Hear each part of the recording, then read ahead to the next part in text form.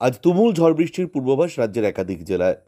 রাজ্যে ইতিমধ্যেই প্রবেশ করেছে বর্ষা, যার জেরে টানা বৃষ্টির পূর্বাভাস রয়েছে রাজ্যের একাধিক জেলায়।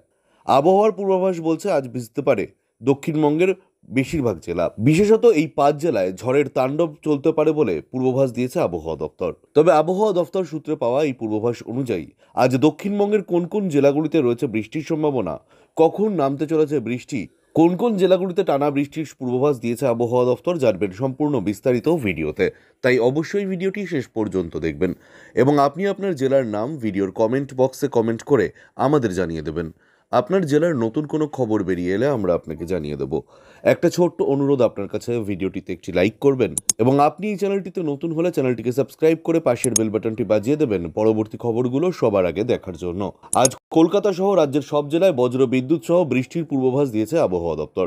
আগামী 4 তারিখ পর্যন্ত বজ্র বিদ্যুৎ সহ বৃষ্টির সম্ভাবনা রয়েছে কলকাতা সহ দক্ষিণবঙ্গের জেলাগুলিতে। সঙ্গে 30 থেকে 40 কিলোমিটার বেগে ঝোড়ো হাওয়া বইতে পারে, কোথাও তা বেড়ে 50 কিলোমিটার হতে পারে। শনিবার দক্ষিণবঙ্গের পূর্ব বর্ধমান, পশ্চিম বর্ধমান এবং বীরভূমে ভারী বর্ষণের সম্ভাবনা রয়েছে। বাকি জেলাগুলিতে হালকা থেকে মাঝারি বৃষ্টি হবে। আগামীকাল দক্ষিণবঙ্গের কিছু জেলায় বৃষ্টি কমবে, এরপর সোমবার ফের বাড়বে বৃষ্টির দাপট। এদিন বীরভূম, উত্তর 24 পরগনা, দক্ষিণ 24 পরগনা, পূর্ব মেদিনীপুর, নদিয়া, মুর্শিদাবাদে বৃষ্টির সম্ভাবনা রয়েছে। বৃষ্টি হতে পারে মঙ্গলবারও। গত দুদিন থেকে ভারী বৃষ্টি চলছে উত্তরবঙ্গের জেলাগুলিতে।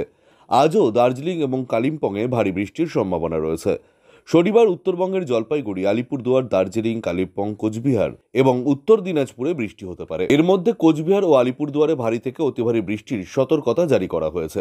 রবিবার পর্যন্ত ভারী বর্ষণ চলবে। মৌসুম ভবন সূত্রে খবর, এবার স্বাভাবিকের দুদিন আগেই 30 মে কেরল এবং উত্তর পূর্ব ভারতে দক্ষিণ পশ্চিম মৌসুমী বায়ু প্রবেশ করেছে। একই সাথে এই রাজ্যে বর্ষা ঢুকেছে। আইএমডির আপডেট বলছে স্বাভাবিকের থেকে 7 দিন আগে উত্তর পূর্ব ভারত ও উত্তরবঙ্গে বর্ষা শুরু হয়েছে এবার।